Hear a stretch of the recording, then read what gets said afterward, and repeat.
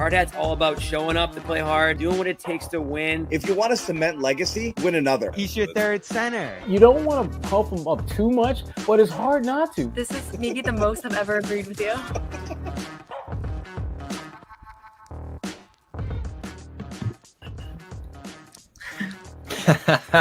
Come on, Jimmy. We need a yellow hard hat, Jimmy. What are we doing here? Stars Nation, stand up. Wait a second.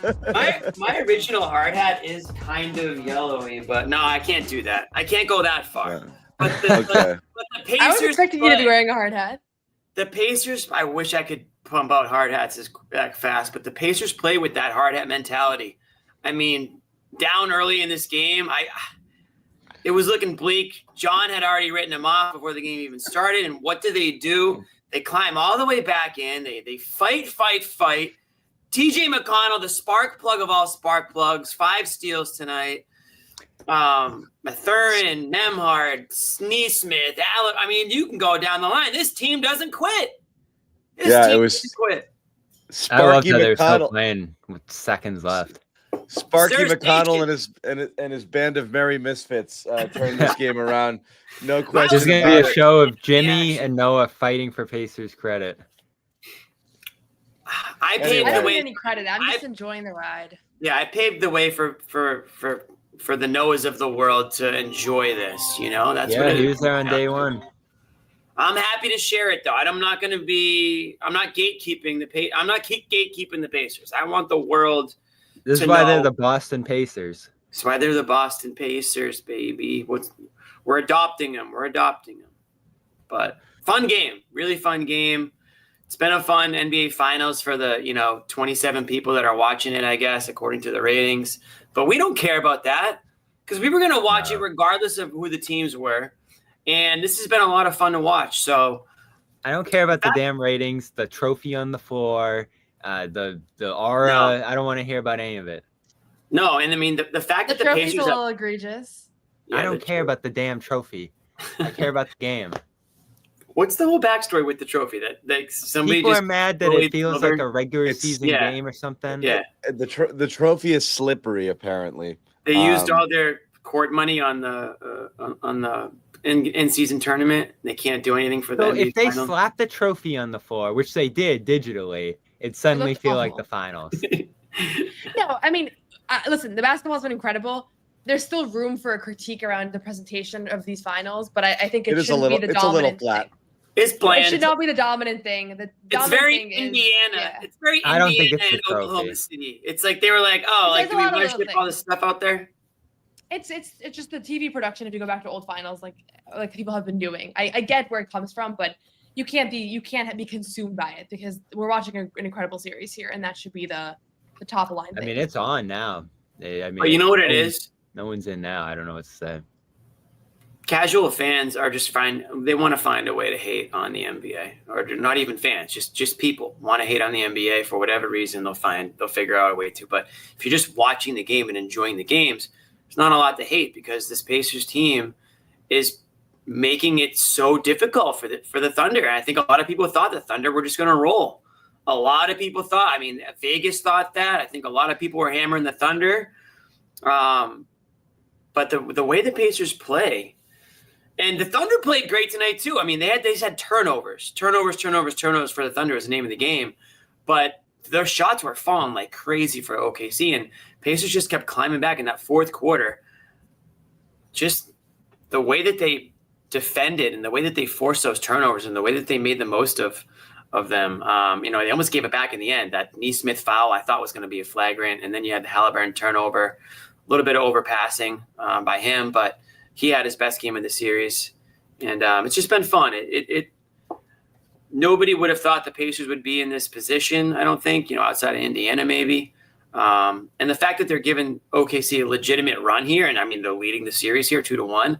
I don't think a lot of people even thought Indy would win 2 games, and they're up in the series 2-1. So we'll take it. Basketball nerds like us will take it. Absolutely. I had 6, so I gave him a shot. I still don't know if they're What, going to win. Bobby? Wait, what? I had 6. I still Okay. don't know if they're going to win. Got it. But after the last two series, I mean, I wish I got on the bandwagon with Noah. I asked her going into the series, like, who's going to win this thing? She just said Pacers, whatever. I'm like, I can't get there still. I wanted to pick them against the Cavs. I couldn't. What's so funny? I said 6. I got it written down. You can find the tweet somewhere. We'll look it up. We're going to have to look it up. Yeah, I got the tweet. But anyway, I don't know. Are they going to win this thing now, Noah? I mean, I don't think it should be. I don't think we should like conclude that Oklahoma City can't come back. But nothing about this team has made sense. Like this entire. No one's got the field. I don't have the field. I think the Pacers are going to win. I thought they were going to win before the series started. So you bet I feel confident now that they're up 2-1. It's just I don't know the last time I've seen a team that maximizes a roster the way that this one does. I'm not pulling it up, but forget it. Please don't pull it up. What's happening? Nothing. Sorry, Not a thing. I'm okay. Not a damn thing. Go. I don't know. Nothing. We're okay. We're good. We're Yes. coming back. It was great. The whole thing was great. It's a lot of fun. I'm amazed by it, right? Look at the first quarter. I thought Indiana was going to get run out of the building. And it looked like I think for most of this series, it looked like Indiana's been hanging on by their fingernails, right? They've led for 10 seconds and they've been on the cusp of being blown out for like almost not like it feels like every minute of the game is about to be where OKC takes off, makes it a 20-something point game and it's over. That like the Pacers have barely been hanging on, and in the first quarter they're barely hanging on, for the early part of it. And I thought they were just going to take off and go. It looks like it's too fast for them. It's too physical. They can't get into what they want to do. And they flipped the script like crazy. I'm amazed by the second quarter. It looked like OKC couldn't keep up with Indiana. This is the first time where Indiana, I felt like, asserted its will on the Pacers and did things that they wanted to do, as opposed to just barely like clinging to it. And, that one miracle, comeback there in the first. I didn't see it happening at all the way the game started. So I'm super impressed, and obviously we'll give Sparky McConnell his props there. That bench was incredible. Noah was throwing superlatives around like crazy. Was it? You're giving him out? Yeah, like the best something or the most, I don't know. Most likely to spark the bench. Ever. No, you were excited about it. On Twitter or like in a Yes, conversation? on Twitter. On Twitter, yeah. I don't even know what I said. I think you it was. best bench I stretch remember ever. what I said. No, it's just. I think you sometimes see these stretches. Sometimes when I'm watching the finals, you remember that anything that happens now, like anything that happens, can be cemented as like a player's forever legacy if the team ultimately wins. Like the same way we talk about the Peyton Pritchard heave, which was one shot that probably didn't have much of an impact, but it becomes legendary. There were so many moments tonight where I thought to myself, like the inbound steals that TJ McConnell had, like all of the little things that Bennett and Matherin's incredible game. Like it's cool to watch when you're realizing you're watching somebody's like legacy defining moments and it just feels like a regular game for a second. And then you remember what you're actually watching and how it's going to age. Yeah. And they're smart. I mean, the way they can have multiple guys in power, that's something I keep saying through this playoff run is that like everyone's doing their, what can you learn from this thing? Having multiple guys who can be threats, if they're trying to take away Halliburton, Nembhard can do a ton of stuff. Siakam playing ahead, that's a guy you can play through if you want to get the ball down low, or they're going to switch and put smalls on a guy like that. There's just so much flexibility there. And then you get in the lineups too. How much did we talk about depth this year, John, and how that's going to be the factor now going forward in the league? If you can play the most guys possible, and what's the 6-7 guys who can get to double figures for them, it's impossible to play guys out of the series when you have that many options offensively. So but Toppin had his moments tonight. I thought he slammed the door in the game. Neesmith had that 3. It's everywhere. Matherin had 27 points. But I'll ask this: player for player, pound for pound. Like, yes, Pacers can go deep, but So can OKC. So it is strange because at any time, at any given point, I'm looking at the 5 players on the floor for either side, and it feels like OKC's got the better 5 players every minute of the game. So, there's 2 ways to look at it. We are or have always, underrated Indiana, or they are truly greater than the sum of their parts. And if that's the case, you do have to wonder, and a lot of people in the chat are asking, how much credit does Rick Carlisle deserve for where they are right now? Certainly a little bit of a commentary or a subtweet on Joe Mazzulla when you talk about doing more with less as opposed to having a super talented roster and underachieving. And I'm not saying, that's exactly what happened to the Celtics this year, but some people view it that way. How much is Carlisle able to squeeze out of this group? Because again, because Daniel's is a great coach. OKC's a really well coached team also, but it feels like Carlisle's getting every last bit he can get out of these guys to get them to a point where they're up 2-1, which again I don't think anybody really saw coming. He gets a ton of credit. No, you think so?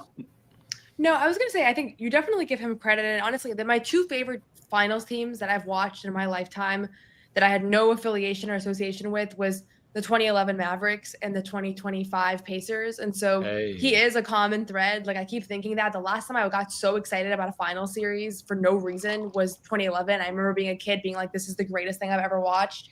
And so there's a common thread there. I do give a lot of the credit to Tyrese Halliburton though, for the way that he kind of runs this team. And I know that he gets a lot of flack and people love to say he disappeared for a half, and he's had moments like he deserves criticism like anybody else, but you can clearly tell that he runs the show there and that he creates an environment that empowers everybody on the roster to look for their shot. Every time you have a mic'd up moment, like it actually sounds different than most stars mic'd up moments. So I don't know. We don't cover this team. We're not around them all year, but from my sense, like I give a lot of the credit to Halliburton as well. And just the way that everybody that steps onto the floor, you can tell they play with 100% confidence. And it's a couple different people that are, it's everybody gets a little bit of the credit and starts at the top. But when your star player is like that and is genuinely always looking to pass first, but can still score, as we've seen in these postseason, like it makes you really dangerous.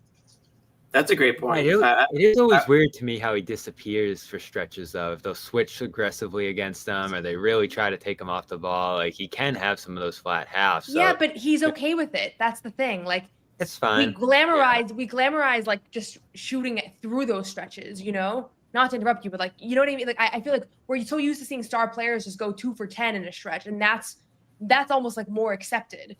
And I don't think it's that bad that he does that sometimes. Like sometimes it's to a fault, but I keep hearing this discourse of him disappearing, and I'm like, I feel like we're overlooking like what's actually happening in those stretches. Like he's getting guarded really well, and he's not necessarily forcing the issue. And most stars can't accept that they're just being taken out of a stretch of basketball.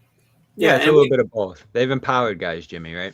Yeah, exactly. I mean, we've also criticized Tatum at points for quote unquote disappearing, and every star gets that to some extent. You don't want a situation where it's like a James Harden and you wish he would disappear for a bit, but instead he takes, 15 threes and 25, 30 shots a game. I think Halliburton, for the most part, gives the game what it needs.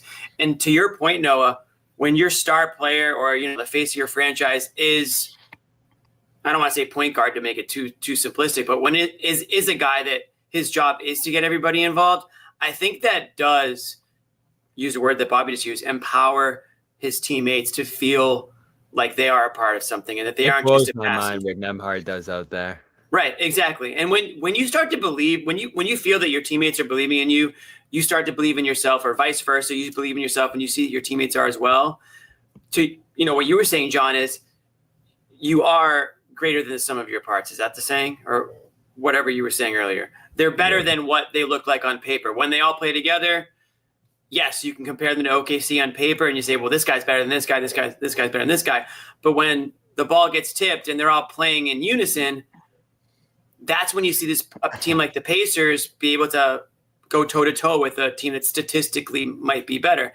We saw that, and obviously the Celtics roster was really, really good on paper, but they played so cohesive last season, not this most recent one, but last season, where yes, they were kind of deep from like 1 through you could say 1 through 6, 1 through 7, they were extremely deep. After that, they didn't really need to be anything. But with this Pacers team, you're getting that to a lesser extent. You're getting so much contributions from the bench, basically 1 through 9 kind of at this point. I mean, Toppin was actually your game high plus minus tonight, or at least Pacers plus minus high. So everybody's contributing, whether it's McConnell off the bench, 5 steals, and that unbelievable one in the fourth quarter. Everyone's finding a moment to contribute and to make an energy. Even Miles Turner, who makes you want to pull your hair out. Yeah, I mean, he's even finding moments where he's earning his, the reason why he's out there in the court. So you obviously always give the players the most credit. But I think, and I've said this before, in the playoffs, coaching matters a lot more. It becomes a bit of a chess match. The weaknesses become a lot more obvious, from game to game. You need to make those adjustments.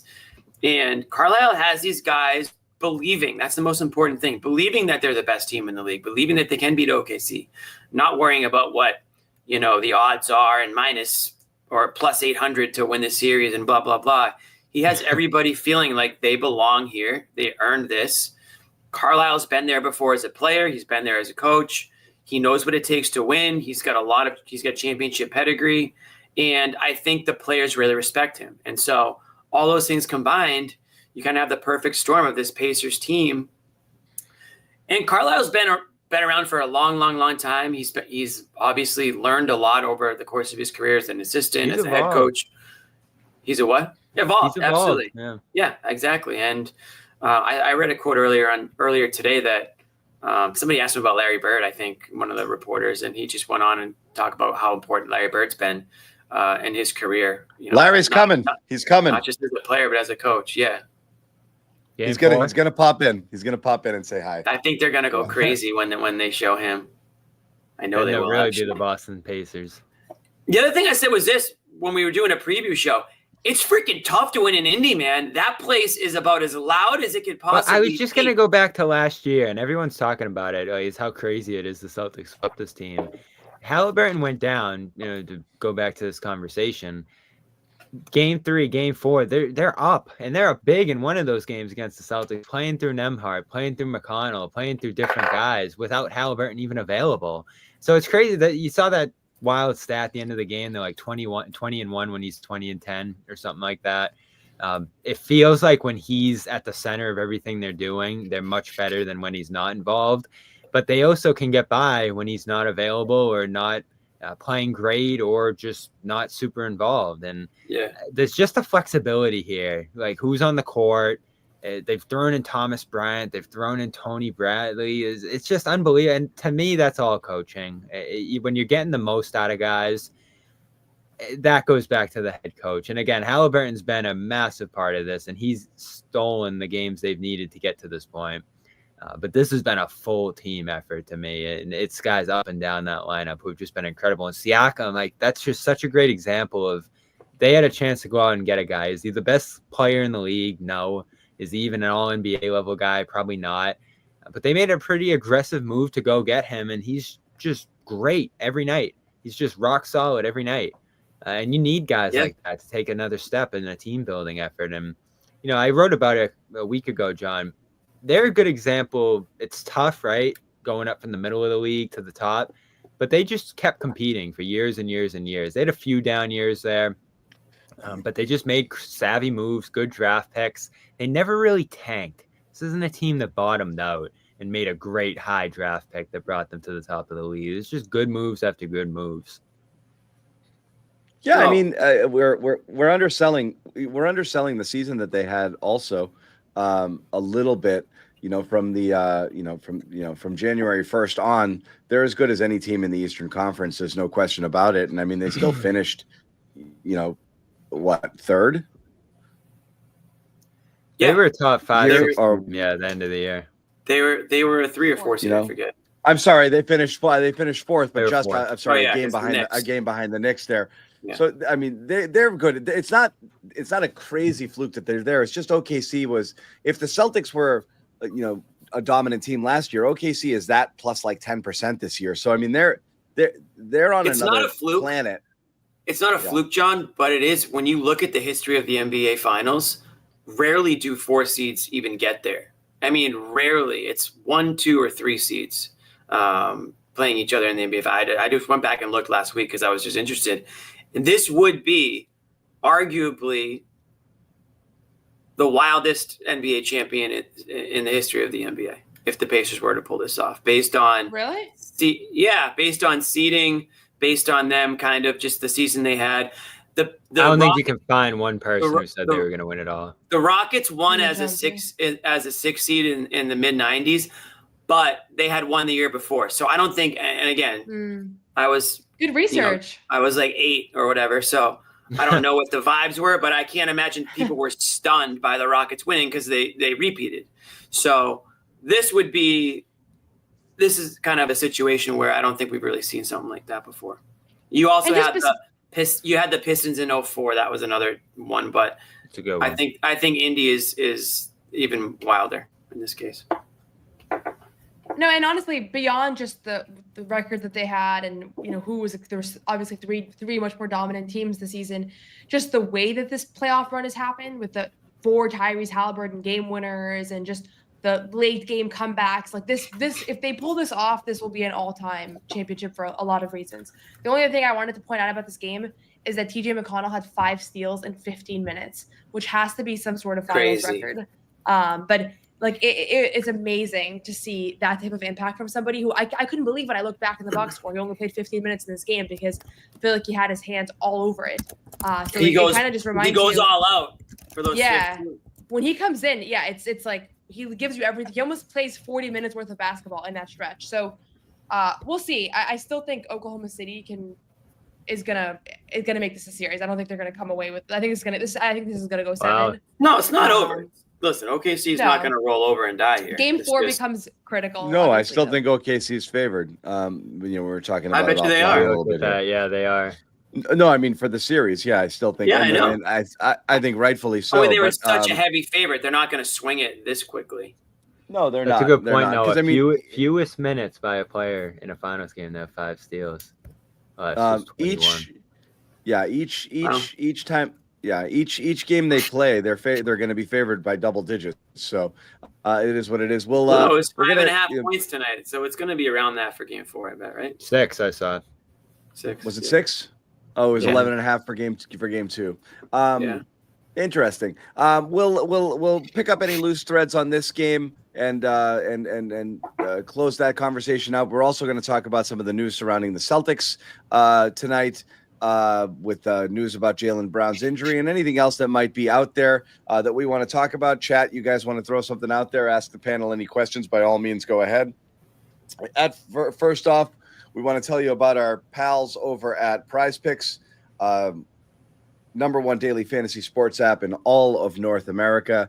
And you should know by now what you need to do here. You download that app, put in the promo code CLNS, play 5, get 50 instantly, and it's a perfect time to do it here. Basketball playoffs, hockey playoffs in full swing. You can get in on the action of women's basketball, baseball, professional baseball. Pick more, pick less, 2 or more players, whatever you want to do. What I like to focus in on one game instead of looking all around. I get really confused. I don't want to keep track of a lot of things. And I will say, Amit, where's my victory lap? I don't have it here. Oh, I do have it. I will say these were my game 2 picks, my friends. Here it is. And this was pretty easy. Jalen Williams with a free square. This is game 3? You nailed that one. Game 3. My game 3. More. Halliburton. More. And Caruso Green Goblin play, which is an easier play. Pays out a little bit less, 5.5. That was easy. He's been averaging well above that for the series. Didn't have a huge game, but he cleared that easy. That was super simple for me. I'm jumping ahead. I don't know what's going on with that. That's what you're bragging about? What was that payout? Like 0.5 to 1? That's called a victory, Jimmy. Free squares. That's a good one. We're jumping ahead to hockey. We've got game 4 tomorrow. I think, exactly. This could be good. You're riding the Marchand train, huh? I'm staying with Marshy. Marshy hasn't gone a game without a goal. I'm going for it with another one here. Connor McDavid, 2.5 shots on goal. I'm going more for sure. Yeah. And I think Edmonton's going to be desperate, and they're going to bring it. And I'm going for more on 27 saves there for Sergei. That's my game 4 lineup. He had like the 40 in game 1 for the hockey playoffs. That's what I like to do here. But again, you guys know what to do. All you have to do is download the app, promo code CLNS, new users play 5, get 50 instantly in your account. Putting a bow on the NBA Finals here. Anything else you guys wanted to discuss before we wrap it up and move on to Noah's favorite topic? I just want to make it clear. I had Thunder in 6. Yeah, we got you, Bobby. Okay, got it. Thank We you got for it, Bobby. clarifying. Thank you, Bobby. Is that what set up this whole thing? No, forget it. Tell me there was more to that joke. Oh no, there's always more to the joke. There's always layers to it. All right, so let's talk. Anything else on this? And how do you guys see it now? Okay, so we'll ask you. We know Vegas still has the Thunder favorite at 2-1. We'll go around the board. Who's winning this series? I'll start. I pretty much said, I didn't quite say it, but I said this was going to be a long series. I said it was going to go 7 games. I didn't say which way it was going to go. I chickened out. Now I'm going Pacers. It's 2-1 Pacers. I think they win game 4. I think Larry Bird is in the building. I think the place is going to be absolutely bonkers. You get a weekend game, right? It's going to be Saturday or Sunday? Friday? Okay, That's a weekend. Friday. Unbelievable crowd. Friday at 5 p.m. the weekend starts, Bobby. Okay. Everybody knows that. So give me the Pacers. I'm not going against the Pacers after this. I was a proud Pacers fan before the finals began, and they're up 2-1. So I can't go against them now. I got Pacers. Give me Pacers in 6. No, give me Pacers in 6. They're gonna win game 4, lose game 5, win game 6. I've held off for way too long on this, and I've wanted to jump on the bandwagon every step of the way. I can't wrap my head around it because it doesn't make any sense the way they're winning. The game 1 and the games in the different series to this point. Thank you, Tony. It just feels like, you've said it, Noah, it just feels like it's meant to be. I don't think the Thunder have had their last say here yet, and they are going to blow out the Pacers in a few games in this series. So in a few games? Like we're already 3 games in. Well, I saw game 2 as a wire to wire. I know that Pacers stayed close in it, but I saw that one as a bit of a runaway. And then they're known to blow out teams. That's what they do. So it's going to happen again in this series, but it just feels like the Pacers have it. There's a little destiny attached to this Pacers team. I know, and I hesitate so much to pick them, but it just feels like I really want that. I really do want that to happen. What's your pick, Bobby? I'll go Pacers in 7. Okay. There it is, Noah. Pacers in 7. My original prediction. I'm sticking with it. Woo! Okay. I think OKC post-game show, John. What do you expect? Yeah. I think OKC wins. I think OKC wins the next 2 games. Possibly Pacers squeeze it out in 6, and it's a blowout in game 7. OKC wins it. I wouldn't be surprised if OKC wins the next 3. But anyway, I hate to pour cold water on it. You thought they were going to win tonight too, so you can't be trusted. I did. I think the thing is that if it's a close game, Oklahoma City, the Pacers feel so comfortable. Like I've never seen such a disparity. Yeah, I agree. So as long as they can hang in there, but this isn't unfamiliar. Well, no, the Pacers Thunder were down 2-1. Was it to the Denver earlier in the? Yeah, so they've been in this situation before too. I don't think this isn't a knock on OKC. I don't think that they're panicking or that they're even playing, bad basketball. I'm giving the Pacers. They've gotten away from themselves though. Like they changed their lineup going into the series, which I thought was a mistake. The depth hasn't been there for them. They haven't utilized it the same way we've seen from them throughout the run. They've relied on Shea, I feel like, more than they had previously even. Yeah, and then you get sloppy tonight, which isn't them either. They don't turn the ball over. So, I mean, for them to turn the Pacers, right from game one, it's one thing to blow the lead the way they did, but you turn the ball over, or you force 24 turnovers in a game. I pulled up the stat that night. That's only happened 6 times since 1990. A team forcing 24 turnovers and losing a game. I can't believe that. And, as good of a coach as Dagnall is, they don't get up any threes. What did they shoot tonight? Like 20 threes? They don't shoot enough threes at all. 22 in this game. They shoot like 45% from 3, but when you're not taking any, you're not getting any benefit from that. And it's not like the Pacers are taking a ton either. So there's a lot of weird stuff going on that side that has just been unrecognizable from them. And, Jalen Williams has been fine. Case and Wallace, I know they put him in the lineup. He's been okay. The Dort thing, to me, I know he's 4 or 5 from 3 tonight, but it just feels like they ignore him a lot. I don't know. It's been a weird series from them so far. Dort needs to be more of an X factor, I think, for them to turn it around for sure. Yeah, it's weird. OKC has this strange thing where they can look almost just, unbeatable, impregnable, like it's just like no one's ever going to score at times. But then also other times they look ordinary, which is weird. And that's just not something I expected from them here. And again, credit to the Pacers who are just keep coming at you. And that's why they're fun. And that's why I like them a lot. That's what they did to the Knicks. Like that's just what they kept doing. It's awesome. It's a 48-minute team, and they just keep coming and coming and coming and coming. And it's great. They were up 7 with 10 seconds left, and they were still Siakam scored, and then they almost got a steal the other way. I love it.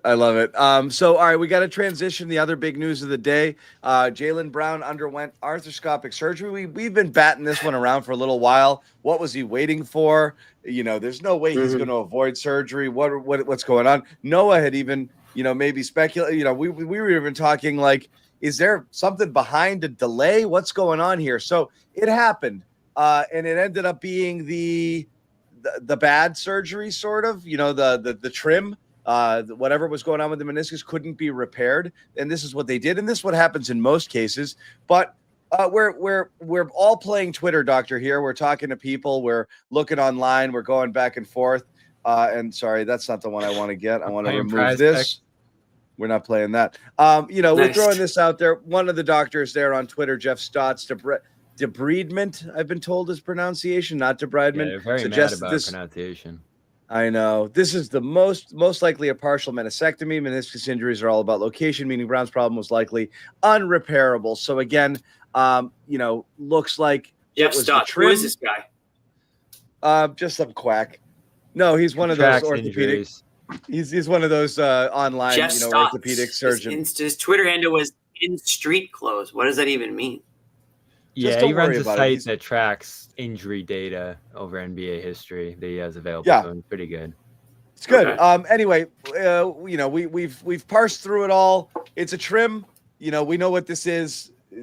He's young. It's his first such procedure. You don't expect necessarily, that he's not going to be able to come back. But then the clock starts ticking. You never know what happens here. This is the type of thing where arthritis can set in, more procedures. You can only trim so much of this thing, and that's the cushion, that's the cartilage there that keeps you from going bone on bone. And then more problems can arise, and you could be going down a bad path here, and you could have your career shortened. You could have a lot of things happen, or it's just a thing and he gets over it and on he goes. But now we've got question marks involving 2 of the Celtics. The top 2 stars are coming off of injuries where you don't know what they're going to look like immediately after, or more importantly, how long they get to be like themselves. We're supposed to be entering the Jays prime right now, and there's definite question marks. So it's not a great day, but it wasn't anything super unexpected here. So Bobby and I already talked about it a bit, so we'll get your reactions here.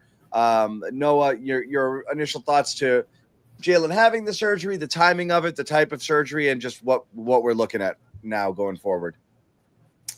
Yeah, I think, a couple things. First of all, I've seen a lot of people say, is this the Robert Williams surgery? And obviously there are cases where a guy starts to have a recurring meniscus thing. And I don't like meniscus injuries, but there's no indication right now, like you said, John, that this is going to be a long-term concern based off of his history, what we know about this injury. My understanding is this was not a very severe partially torn meniscus. I think he was trying to spend the last month or so figuring out whether or not he needed to have this procedure. And that's where this delay came from, is just meeting with, I mean, he told me that on the record, like meeting with multiple doctors, trying to figure out like exactly whether or not the pros and cons of proceeding or not. To me, like, obviously we don't have his scans. We don't know exactly what he's dealing with, but if this is something that he started dealing with in mid-February and in June it's still bothering you, logically speaking, the surgery was not much of a surprise, because you're thinking now like, okay, he's rested, he's whatever, and it's still impacting him. So the fact that he should be ready for training camp, like, I don't think this is much of a long-term concern. Obviously, I anticipate, like, I'm looking forward to seeing how he looks when he starts playing, because it is, he hasn't looked like himself in quite some time. And sometimes Jaylen Brown highlights pop up on my Twitter feed, and I'm like, okay, I forget how he used to move a little bit differently. So definitely looking forward to it, but there's nothing about today's news that is like particularly alarming to me. So I wasn't alarmed by it. I kind of think we were all waiting for that announcement to happen. I'm wondering if the doctor said, yeah, you just need to wait a little. I don't know if it would have anything to do with waiting for any amount of swelling to go down to the point so that you could have the surgery. Like, was there anything? I don't think so. No, it had nothing I to think do they with were that. just trying to avoid it.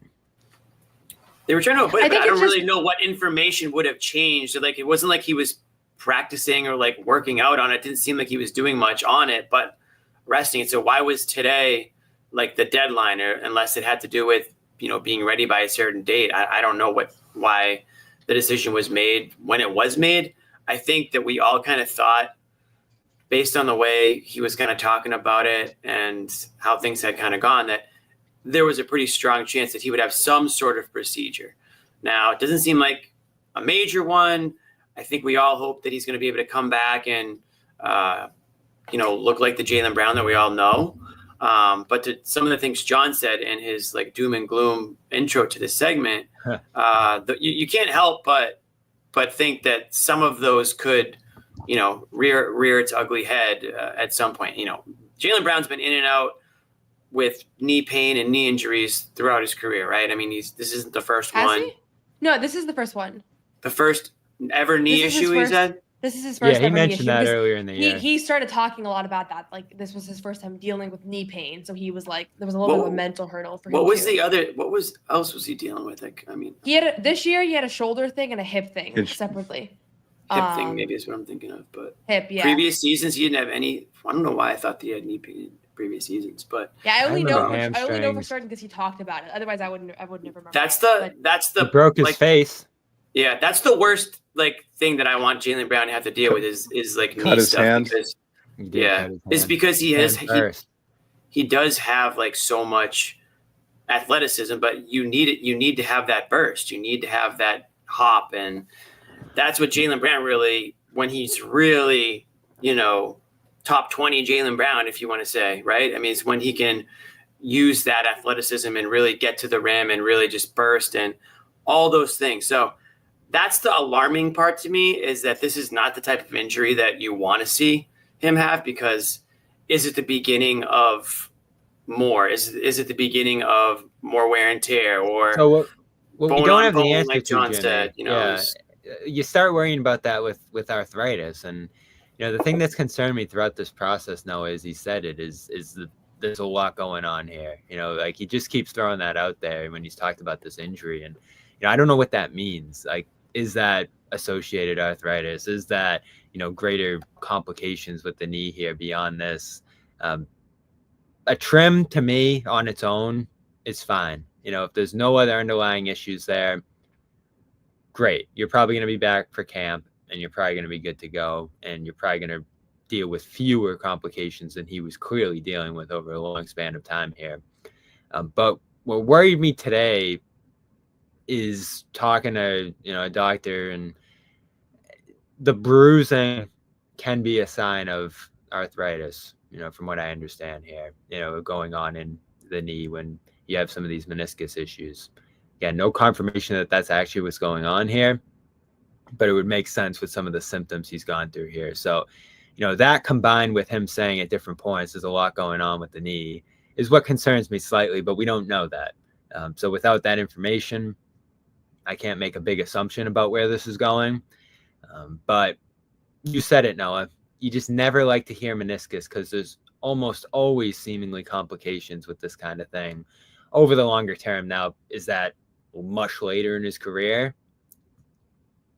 That's probably fine for the Celtics. If it's this season, you're in some trouble here, especially obviously with Tatum being down, and you don't want Brown to have to deal with some nagging stuff throughout this year too. So to me, I'm glad he got it, because there was no way he was going to be able to just manage those symptoms to me and just deal with it the way he's been doing. Because like you said, no, he just hasn't looked like himself.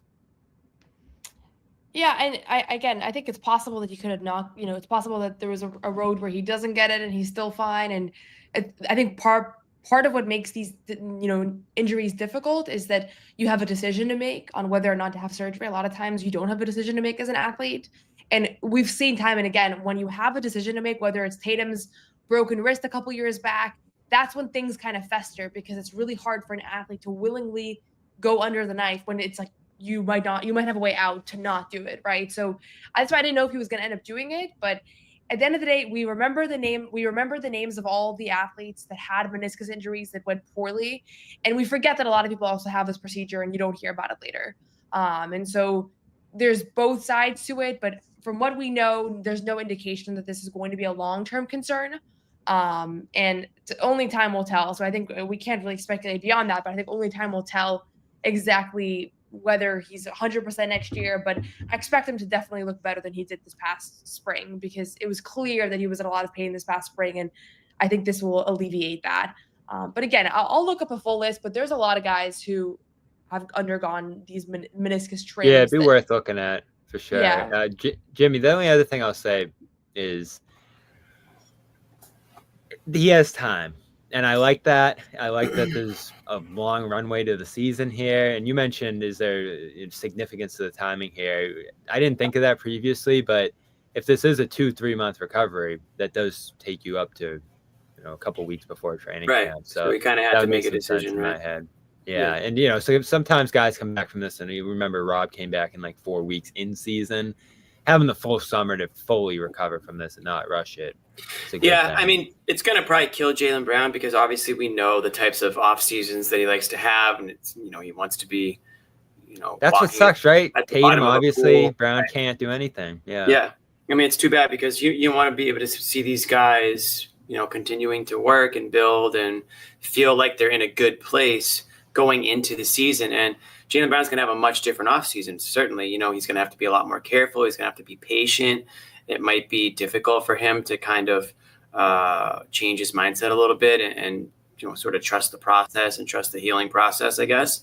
And then we're all going to be wondering, in camp, what Jaylen Brown is going to look like. What's he going to be capable of? And it's tough timing for him, because he's been wanting, to be able to prove that he can carry a team and he can, be trusted to have bigger role and do more things and to win games. And now he's got to really focus on not just that, but himself. And he's kind of has to do what's best for him and not try to overdo it to try to prove a point.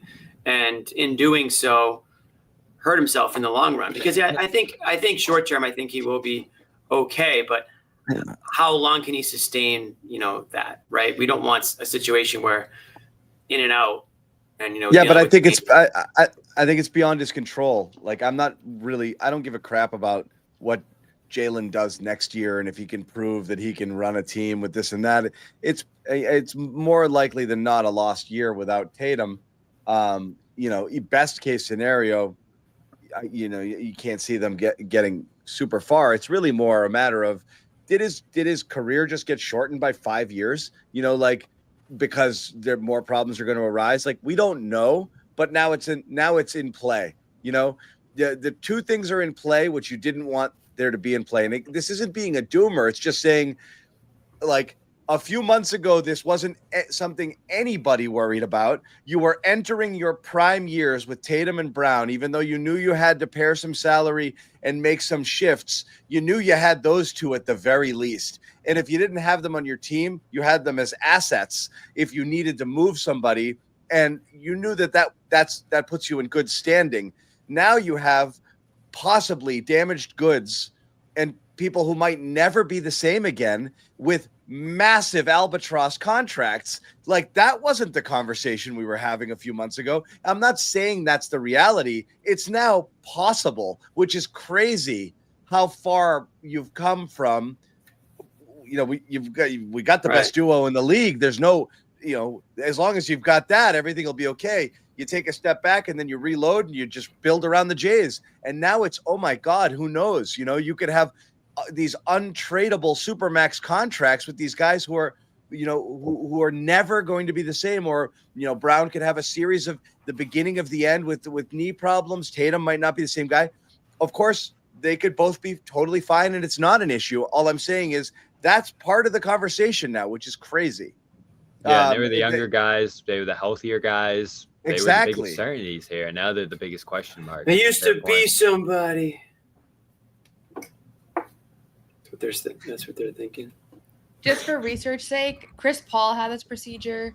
Jimmy Butler had this procedure.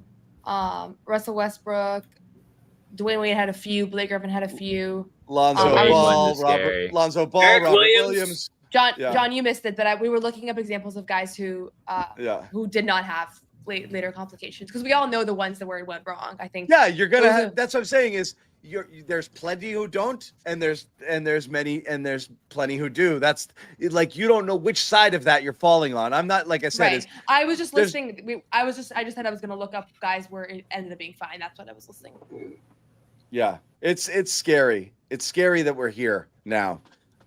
With this. And I also, and again, this was a conversation we had earlier, and maybe you guys covered it already, but I am curious, your thoughts. And again, Jimmy and Noah, because Bobby and I have already, weighed in here.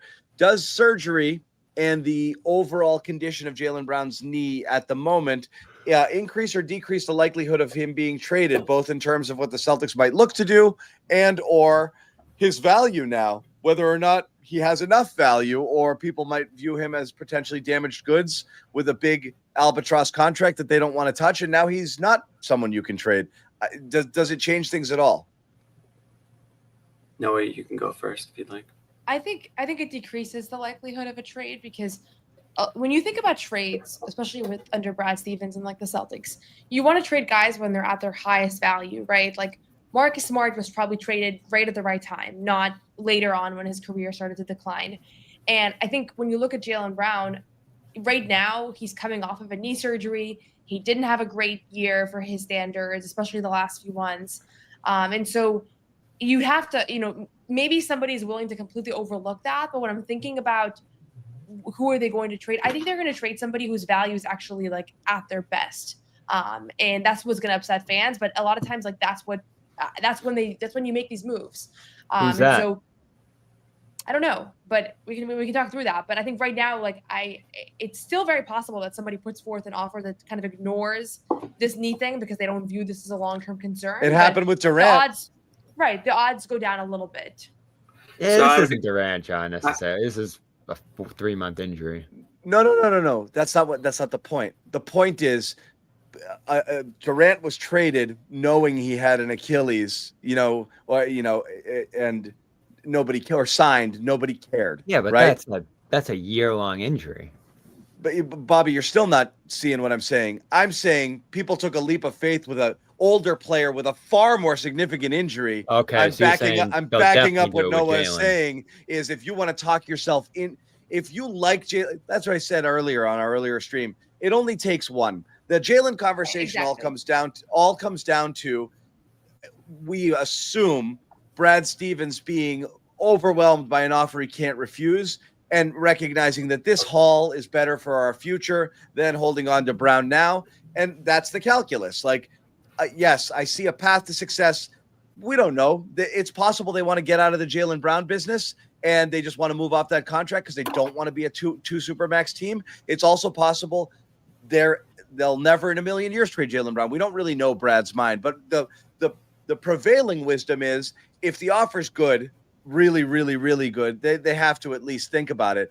It does take one team, and anybody can talk themselves into anything if they really, really, really want to make something happen. So we don't know what's out there. What we do know is there seems to be 7 or 8 suitors for Kevin Durant. And again, a lot of that could be misinformation coming around from the Durant camp, so we don't necessarily know, to make it seem like there's a lot going on. Wild card suitors. Or from Phoenix, wild card suitors. And you've got a Giannis sweepstakes there as well. So you've got 2 superstars who clearly have a better pedigree than Brown, but are older, Durant significantly older. And so teams have to weigh all that. But I've always thought that between San Antonio and Houston, whoever doesn't get their guy is going to be knocking on Brad's door pretty hard to see if to see if they could shake Brown loose, and we'll see what happens there. Yep. 2 things on Giannis. One, from what it sounds like, I don't think he's going anywhere. I think he's staying. 2, he also had an arthroscopic knee surgery like a year ago, and he had a great year after. So, there's a lot of those are the ones you forget. That's all I wanted to just throw in another one out there. Yeah, and that's why San Antonio. Giannis seems like he's there, and that's why San Antonio immediately went to like crazy high betting favorites for Durant, because that's now assumed that that's a move that they're strongly going to look to make next year, which would be really interesting what that does for them in the very short term. It does make the Wemby window shorter as opposed to giving him time to grow into being a superstar. Yeah, but what are you giving up? Not a ton for Durant. I don't know. I do wonder. I would think to sell the number 14 pick and Keldon Johnson, maybe. There wouldn't be a ton for that. So I think that could potentially take away a Jalen Suter. Do they want to go even crazier there and do more? I don't know. But Houston's so interesting to me, Jimmy, because Ime's there. And I think prevailing wisdom is they're going to be patient and they're going to wait, and all the reporting out of there, too, is that they're not going to go crazy to add a star. But, let's say those conversations do spark up and then Ime gets involved and he makes a push to get this thing done and be more aggressive. And the name you keep throwing around, John, is Amen Thompson. I don't think that guy's available in a Jalen talk. But if he is, all of a sudden you're listening. And they have the number 10 pick, too. Yeah, I think just to answer the question, a surgery, I can't think of a situation where a player has surgery and increases the chances of him being traded. Yeah. I think, if interested teams are still going to have maybe some level of interest, but the offer is not going to get better. So if Brad Stevens was already, thinking that it would take a lot to get rid of Brown or to trade Brown, then none of these offers are getting better because of this news. So it's not the offer, Jimmy. It's the mindset of Brad. That's my question. Is if I'm Brad right now, I don't think Brad's panic selling because of this surgery. I'm panic selling. Yeah. I think Brad knew I think Brad was well aware of what was going on prior to today or whatever, and he knew the news was going to get out. The news was going to get out at some point. So I don't really think anything changed as far as Brad's concerned. I don't think they're going to sell 50 cents in the dollar to get out of the quote-unquote Jaylen Brown sweepstakes. I don't think that's what they're trying to do here either. It doesn't make sense. No, it doesn't make sense. And I think if they feel like Brown can make a full recovery or very close, I think I'll say full recovery. If they think he can make a full recovery, then it makes no sense to trade him on this news. It would make more sense to wait and see how he looks this season in a bigger role. You mentioned Smart too, stats, like things like that. And I know they're not the same players, but you got 2 firsts for Smart. You got Porzingis in the larger deal.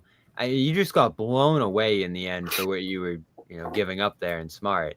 So I think that's where you are with Jalen. Like if some team wants to offer you 2-3 premium firsts, a good young player, another player that can contribute, that's where you start to think about this thing, John. But is it really about moving on from Jalen because of this injury? I know this injury can become serious, but I don't think that's the biggest consideration here. I think it's the value. It's not moving on from Brown because of this injury. It's looking at everything and saying, I can't wait a year for this to resolve itself and then Tatum to come back and then see whether he's anywhere close to the same guy and then put all of my eggs in that basket. I got to start making moves now. I'm just wondering if it hastens the rebuild a little bit, just knowing that, look, all right, I'll do the math. I'm going to gonna hedge and say there's a 50% chance that Jaylen could go down a path of recurring injuries and be impossible to move, thus tanking my franchise and putting us in a Bradley Beal situation in 5 years. And if not him, it might be Tatum. I can't risk it anymore. Like, as much as people are like, you can't sell JB because what if Tatum comes back and he's crap? If either one of them turns to crap because of injuries in their athletic primes, just as their contracts are kicking in, you're screwed. Like, you're in jail. You're in trouble. So I'm gonna look to see whether people want to give me stuff, and I'm going to do that aggressively because I might want to. It's their job. I mean, it's their job to see what's they're going to consider it. There's no doubt about it. Right. What I think is, like, you can't. The mentality of a couple of years ago can't be the same now. Which is 2 years ago, 3 years ago, you could say I am not like Brad or Danny before him could say, like, are you nuts? I'm not moving on from these two guys. I'm building everything around these two guys. Like, they're not even. Danny used to say, I mean, he'd say it just to make Jaylen feel better because he was dangling him in trade discussions, we thought. But he would say, when I pick up the phone, as soon as they say Jaylen, I hang up. But like, I do believe that they were like, that's insane.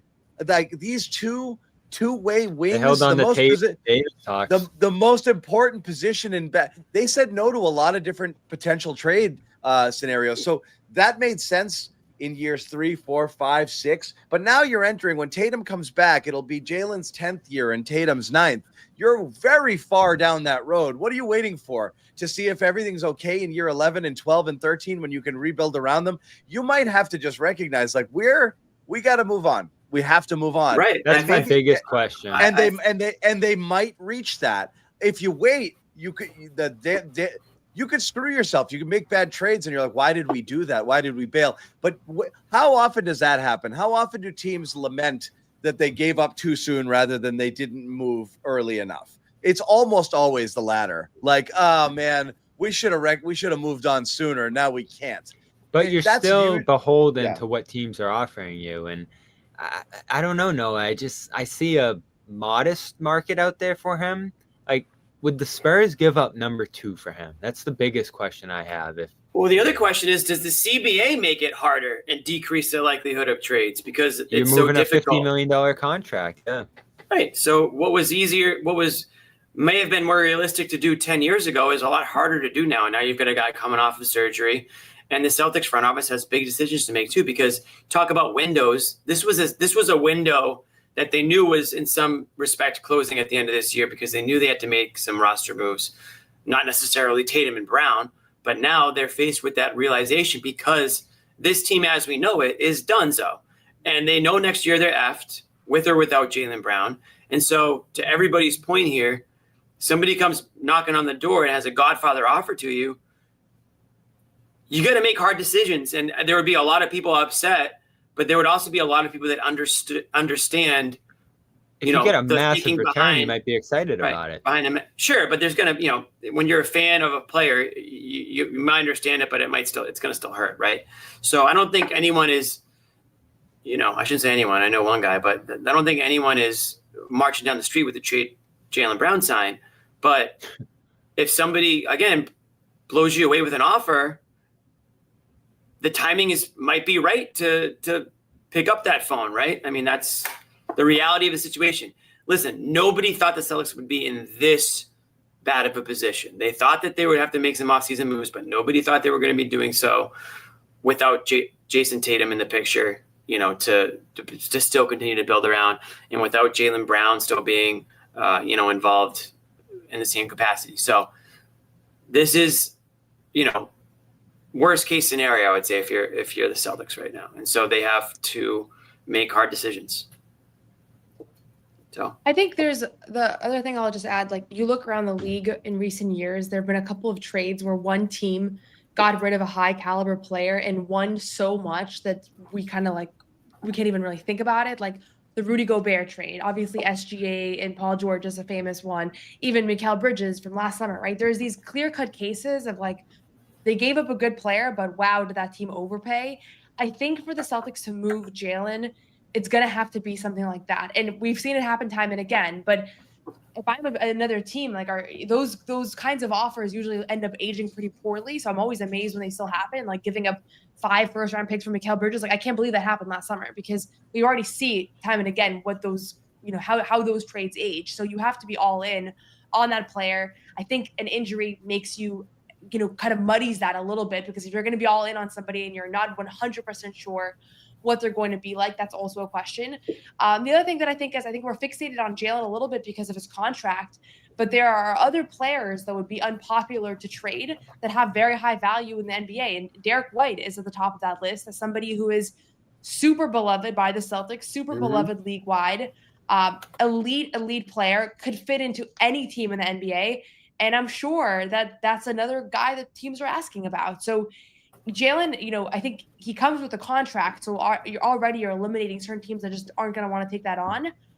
Derek's also a possibility, and I'm thinking, these are going to be unpopular moves. Derek White being traded would be the sign of a rebuild. Absolutely. No, but Noah, you have 2 buckets, right? You've got 1 bucket. I don't think it means anything different than trading Jaylen. I think it's the same. Recognizing, it's the same idea as trading Jaylen. It's just 2 different players. Similar. If you have players you want, that means other people want them. So Brown and White have value to you. They have value elsewhere. The other bucket is the straight salary dump players, which sadly Holiday falls into, perhaps Porzingis and Sam Hauser. Those are the 2 buckets. The ones that hurt are the ones that are going to get you the most, because obviously that they have value. You could argue White might get you more because his contract is more manageable. Yeah. White might have bigger value than Brown. Yeah. Yeah. The contract, I would agree. The productivity, the ceiling raising ability he has, along with the fact that he can star on some nights. There's a million reasons you would get a massive return for him, but White's kind of like what Drew Holiday got, like what the Bucks ended up forking over for Holiday. Like that's how I see White's value. And a lot of people thought that was an overpay, but what happened? The Bucks won a championship. Golden State with him, you get future Warriors picks. That's super enticing because they're on the late stages of that run out there and don't have that next plan in place. So those are things that could set up your next window there. And as tough as it'd be to see White go, he's not necessarily a building block player for your next team if it's going to be 2 years from now. I know he's not super old, but he's early 30s. This contract isn't going to last forever. It's a good point, Noah, but I do wonder, you move White, you're probably moving Holiday too. You're effectively starting over in that backcourt. And maybe, like John said, that's the start of a reset/rebuild situation if you're going down that road. But does that allow you to continue to build around Tatum? I'm embracing the soft tank. That's what I'm embracing. The soft tank, not the full tank. And we'll see what happens when Tatum returns here. Other thoughts here? Be a little careful too with completely dismantling the roster a year before Tatum's supposed to come back. He doesn't want to come back to a shitty team either. He's got no choice. He doesn't have a choice. Well, it's the NBA, John. I hate to tell you, they all have a choice. Yeah, but I think what's going to end up happening most likely is that anybody that's traded, I don't think you're going to see a salary dump trade. I think the Celtics are going to be willing to hold on to a player like Drew Holiday or Kristaps Porzingis. I think they're going to be willing to hold on to one of those guys if there's a better deal elsewhere.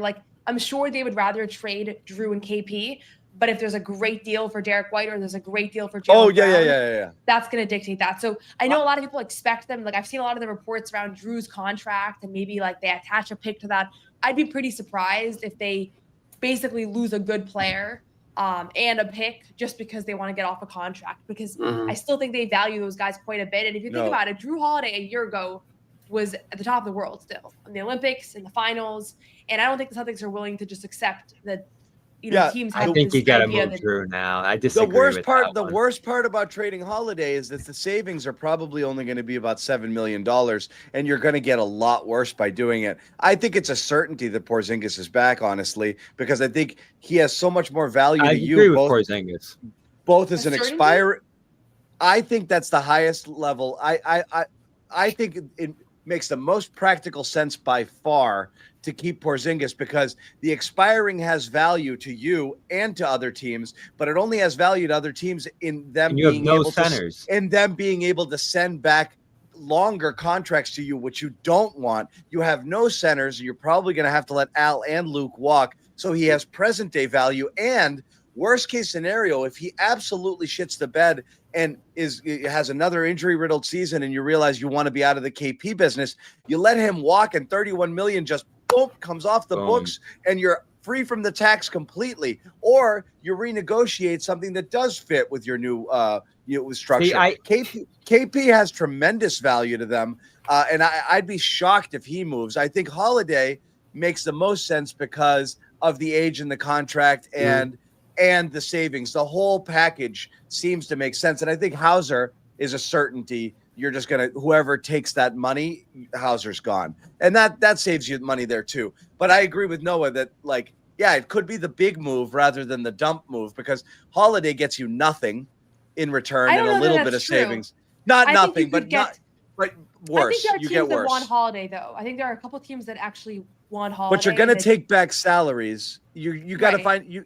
And you want to be able to move some of those to be able to make it worth it, which means you're probably going to get a significantly lesser player. But you take a lesser player, and then you eventually trade those players, right? I mean, you have to kind of do a multi-step process. Or you get a third team involved. I've already accepted that the first players they get back, I can't start profiling because they're probably going to get traded right away. I guess my point is just that I think there's this understanding that, like, the Celtics are just going to kind of count their losses with a couple of these guys, and I actually don't think they're going to do that. I think they're going to try to win any trade that they make, and that's what might make them make a trade that's more shocking. Is just that. That's a good point. Yeah, because you are sadly probably. You heard it here first. Celtics are trading Brown and White, according to Noah. Well, you take a loss with Holiday. You might not take it with White. You might win that trade, because that's historically, Noah, as you've put it. Like, the teams that you overpay for the one player typically, and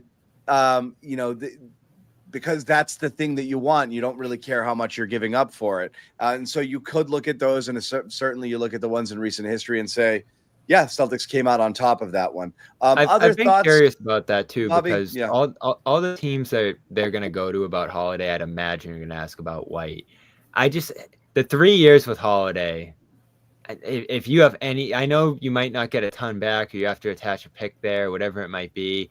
I just think that could be devastating if that goes sideways this year, and then all of a sudden it's 2 more years beyond this that he's signed. I think you have to have some level of urgency in trying to move out. I know you don't want to move a premium pick potentially in a deal like that, but if you're getting some player back that you can move later for a little something, and you're just getting all that.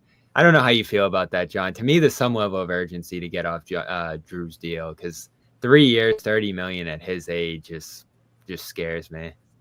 Yeah, if he continued to play at this level, he still has value at that salary. It's just simply you have to do something you don't like, somewhere along the line, and that seems to be the most palatable because of all of those things, and the fact that you have Pritchard and White theoretically behind him. It feels like you can absorb that loss more easily than you can other places. But again, and if you do the trade both, so be it, I guess. But then you're in reset territory for sure. It's gonna hurt. Noah, over the last weekend, have you come across any conversations that kind of changed your thinking on how the Celtics might approach this offseason? Of all of the people you've talked to, are you deep into draft land right now? I'm not that deep into draft land. I have to say, it's so hard to catch up in the draft when you haven't been watching these players their whole careers. But I think the main thing that I'm just landing on is that they're going to try to win these trades. And so, like, not a lot is going to surprise me as far as player movement. What would surprise me is if we see a trade where it's like, wow, they really lost that one, but they just had to get below the second apron. That's the top thing that would surprise me, is just seeing one of those lopsided, and you see a lot of those reports. And so I think heading into this offseason, I kind of thought to myself, okay, they're probably going to dump a couple of these guys and maybe not get much value back. The more I kind of understand this landscape, and the more I talk to people and kind of figure things out, that would be most surprising to me. And Shams has been reporting nobody's necessarily safe. It's kind of wild to think about, but it sounds like that's kind of where things are at right now. But that's the biggest takeaway I have right now is just this understanding that they view all these players as valuable, and some of them just are at a lower point in their trajectory. Obviously, Porzingis after the playoffs that he had, Drew after the kind of uneven year, even Sam, he's not at the highest point of his career, but he can have a much better season next year, right? So I don't think they're going to just dump Sam because they want to get rid of $10 million. Like, he's still on a pretty good contract, relatively speaking, considering everything in the development. So, but it's a $200 million luxury. I can't believe that they're going to. But you're talking about if that's the one that carries over, but there might be other ones that they move from. So that's the biggest thing. Like, I keep thinking I can't wait until the next 2 weeks pass so we can actually talk about like what's actually happened, and we can evaluate like where we were on the money and where we weren't. But that the Shams notification that I can't picture right now is the one where the Celtics get nothing back for a good player and give up a pick. That's the one that I can't picture. I put this comment there. I feel like Shams doesn't have any info at all. He has nothing new. I'm serious. No. Like, he's just like, they're like, all right, what do you got? And he's like, you're gonna make some moves. Nothing. It's a regurgitation. Anything. It's a regurgitation of everything that's been speculated or talked about already. Just with the word trades, with the word continuing to hear. But like, you're not getting these newsbreakers don't break stuff now. They're just getting fed information from people. Hold on, put me full screen, John. Oh, really? Would love to. I'm hearing that there's going to be some activity this summer with the Boston Celtics. Oh, there you go. It's happening. Worth it, Bobby. Yeah. I'm just glad that's all it was. That. I like that. I like the side, the little profile shot too. We'll do that every show. We'll get a Bobby report. How about that? No, you know what else we have to do is take off the glasses. We got to do the segment that we mentioned. I think the off season is the best time to maybe bring that in. What's the segment? You know the segment. It was your Gossip? idea. Yeah, but it wasn't called gossip. What was it called? Drama. No, it was called something else. No, I think it was drama. No. Drama. What was it called? Do you know? I think we made something for it. Are you checking your notes? No, I'm checking this producer thing over here. What? Get closer. Amit made something for it. I know he did because I saw Let's just call it the drama. We know what you're talking about. I know you guys know what I'm talking about. But anyways, we got to bring that into the off-season show because we've been talking about it. Okay. So there you have it. I think with the draft also, John, to your question, is that there's a really good chance with any of these moves that the Celtics will move up or down in the draft. So I've been looking at the players that are, the 20 players that could fall within that range, but who knows? I could imagine them moving into the teens, giving up their first pick, gaining a first pick. Like it could, first round pick, like a lot could happen here. So this is probably the least safe I've ever felt about having a sense of where the Celtics are going to draft, 2 weeks out. Speaking of draft, last year, of course, the Celtics pulled in their first-round draft pick of the Brad Stevens era, and that was Baylor Scheierman, who was nice enough to join us on the Garden Report last week, talking about a bunch of stuff. We wanted to play a couple of clips off of that. Number one, Baylor Scheierman, we asked him to talk about Joe Mazzulla, what it was like playing for Crazy Joe in year one, and he had an interesting response about how Joe feels about first-year players. Yeah, was there a moment that stands out from conversations with him just being blunt, him being, honest with you, I mean, we're kind of right after training camp before the season started. I kind of had, I had a meeting with him, and he was pretty much like, listen, like, I don't really like rookies, so, you're going to have to battle this year, and that's kind of how it is. And I was like, all right. That's fine. All right. So how hard is that to get into that? That's when it sticks out. How hard is it to get into that circle of trust with Joe? Because, again, he's got his guys, he's got his rotations, he's playing his thing, and you're like, hey, look at me. I can play too. Is that challenging? Yeah. I mean, yeah, it's a challenge, but I think, you just have to be ready to take advantage of obviously the opportunities you get. And, like you said, once you get into that, circle of trust, that's where you want to be. But, obviously I knew coming into the year that, opportunities were going to be limited with bringing everybody back from a team that just won a championship. But like you said, I was ready to, make an impact when my number was called, and was hoping my number was going to get called. So Little Garden Report music sneaking I in, like but yeah, that. Baylor was very cool on the show, hanging out, and yeah, Luke's jealous of that. But if Joe hates rookies, he's gonna have to learn to love them, because next year you could be obviously Baylor's going to be second year. You could be bringing in 2 new players, picked in the first round or wherever, who might be expected. Like, it's so interesting to think that Joe Mazzulla's role next year might be developing players, because we haven't seen that. He's handed a championship roster from moment one here with this team, and all he's ever coached is like the most talented collection of players in the NBA.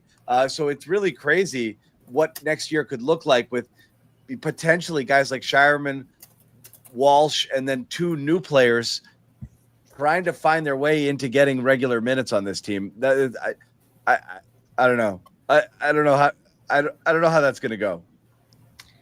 I think we're going to get a sense of whether a lot of the things that we know to be so true about him were because of the situation that he was in, like a lot of the rules that he has and the short leash with rookies. Is it all because he's on a championship roster and he has all these talented players, or is it fundamental to who he is? So we're going to get a completely different perspective on Joe Mazzulla's coaching philosophy. He might be awesome at it. Yeah, I mean, he coached the Maine Celtics, right? He was up in Maine as an assistant. He's worked on player development, like that. I think that is kind of Courtney's background. And Romeo. Yeah, so it's not like this is completely new grounds for him, but it's new grounds for him as a Celtics head coach, and so it'll be interesting to just see how he shakes up, how he presents himself, like everything. I have a feeling that we're going to see a very different side of his philosophy with a brand new cast. Joe is so far down my list of concerns, and to the development point, we didn't see it on the front end of the rotation. No, it's his mentality, not his ability. I think he can develop them. I'm just curious how he's going to handle not having guys who can do everything that he expects them to do, like that group of pros that he had out there, for the last few years. I know, not and that Brad he can't ended up in teach that him. spot too. Brad was probably fine developing guys, but leaned on the Shemis and the Tristans that year rather than the Robs and the Neesmiths. So that can be a tricky spot, especially if there's a mix of veterans and younger guys on this roster. So I think he'll understand the priorities of the season while trying to maintain the winning culture. I don't worry too much about Joe. I just wonder if the Knicks are going to request an interview with him, given what we saw today. That's some funny. Hey, Bobby, you put it on Twitter, and I was thinking the same thing. Is this a bit? Once it got to Quinn Snyder, it was like, what? Was their plan really Billy Donovan, was the plan really to fire the coach and then just ask everybody, like, can I have yours? Yeah, and why would any team? I just tell my girlfriend to go around and try to steal everybody else's now. Yeah.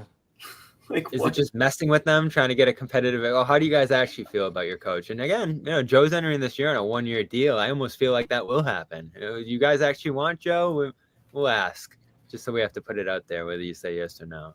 But who would say yes? Who would have a coach under contract and be You're like, trying to fire your ahead. coach, and this is your way out? This is exactly it. You have a coach in a contract year. Maybe? You're not sure if you want to extend them. Yeah, or you want to fire your coach and you don't want to pay him, but you don't want to pay him. That's exactly what you would do. All right. So I don't even know why people like Jason Kidd. He's awful. I can't stand Jason Kidd. I don't know why anyone would want him as their coach. He was one of my least favorite coaches from a media standpoint that I've seen. One of my least favorite coaches, one of my least favorite players. I cannot stand Jason Kidd. I wouldn't want him. Really? I wouldn't want him in the same arena as anybody on my team. Why don't you like Jason Kidd the player? Bad guy. Bad guy. True. If you're a Celtics fan, Bobby, you hate Jason Kidd. You don't even need to explain it.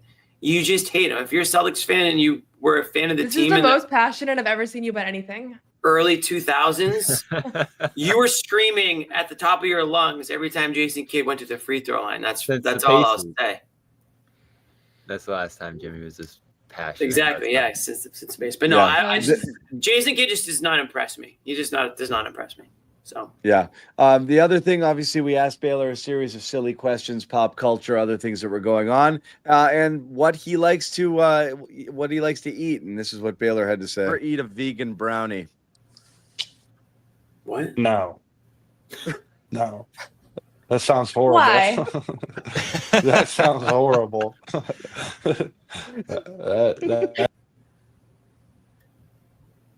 Did he get cut off?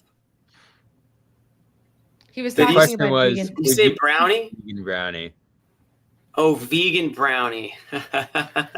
It got cut off at the beginning. The poor guy Oh. had to withstand 40 minutes of questions and then be asked about his thoughts about vegan brownies. Just to bury one last bury of Noah at the end of the Yeah. segment. I love that. Good job, guys. Yeah. Yeah. And he was like, "Who did I offend here?" He said that sounds horrible. That's not, he's like, oh, that's horrible. That sounds horrible. It's so when people say that, they have no idea what they're talking about. Hold on. I was gonna say I'm I'm pretty sure sorry. I just offended somebody, but I'm No, sorry. you didn't Yeah. offend anybody. I think I'm you vegan, offended and one they person. bring this up every show. They bring up every show that being vegan sucks. So you I didn't- thought it sucked.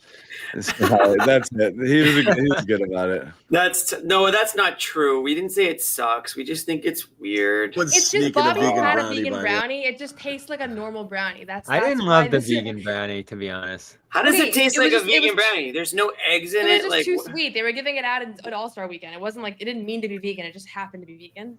Okay. It- I'll try another one. nothing just happened to be vegan. I didn't. I know it mean- wasn't like it wasn't like from a vegan shop. It was just All-Star weekend. They were giving out brownies. And it happened to be sweet. vegan. I was like, Bobby, by the way, you just ate a vegan brownie. That's all. Yeah. It tasted like You did chocolate. it. Oh. No, it was fine. Anyway, Can't eat chalk either. Chocolate. Yeah. Chocolate. Anyway, Noah guys, doesn't eat chocolate. guys, why don't you tell the rest of the world what else do you have on tap in terms of shows or pieces or anything else Absolutely you're working nothing. on that's coming out this week? Got a couple pods coming up later this week. We did the Nets, checking in on what they're going to do because they might have to take on some of this money from the Celtics. And then we got Forsberg on Friday talking about Jaylen and, his offseason thoughts on where the Celtics are going to go down this path here. So a couple more Garden reports and wrote about Hauser, what they're going to do with him. So that's up now, as well as a Baylor Scheierman feature if you want to hear more about Baylor Scheierman. And Yeah. they promised him that they were going to pick him 30th, John, and they followed through with that promise last year after potentially did. moving back into the second That's round. cool. Yeah. All right, That's Noah, a you got man's anything word. cooking? Yeah, I'll just plug. If you're curious about the draft and you don't know where to start, I brought in 2 draft experts to my podcast, You Got Boston. You can check out the rundown. They each gave me a list of players. There was one overlap, Ryan Kalkbrenner of Creighton. I don't know who people are excited about. I feel like there's so many bigger questions around the Celtics right now, so that the draft is almost kind of taking a backseat. I But love you can rookies. You can check that out.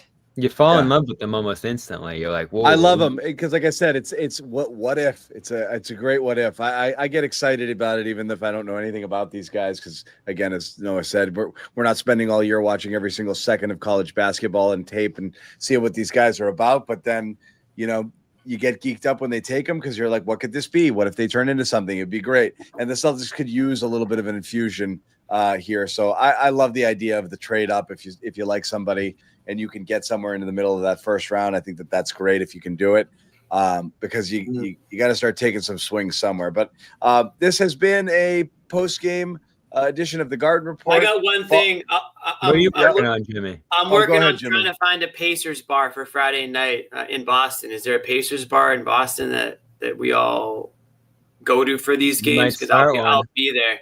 I will be there. That's what I'm working on right now. That's it for me. I actually am Bring- going to a bar to watch the game, but I forget which one. Don't announce it, or else you will have Yeah, problems. don't tell people. All right. Thank you guys again for hanging out. It was a fun show talking about the finals, talking about Jaylen, more of the trade stuff. And, as we've said, we've been spinning our wheels for a while. It is so close to happening where things are going to start happening fast and furious before the draft. You can expect a lot of craziness, free agency after that. So something is going to, there's no way Some things. There's no way nothing is happening. Something is happening. Possibly many Shams things are told happening. us things are going to happen. Shams already told us. Hey, I Something told is you happening. too. Oh, it's true. Bobby's reporting it too. Yeah. Keep it here with the Garden Report. Naturally, we'll be tracking breaking news. We don't expect any coming up, very, very soon. We'll also have draft coverage, both live and leading up to it. And then after it, afterwards as well, and all the way through free agency. So a lot more stuff. I honestly say this probably the next couple of weeks are going to be among the most interesting in the last, I don't know how many years with the Celtics in terms of what's going to happen. We're talking about future of the franchise sort of moves here. So yes, I think the Celtics are going to be active in everything because they have to be. They got to get really creative. So we'll see what happens. Thank you guys again for hanging out. Thanks, Tony. Thanks, everybody.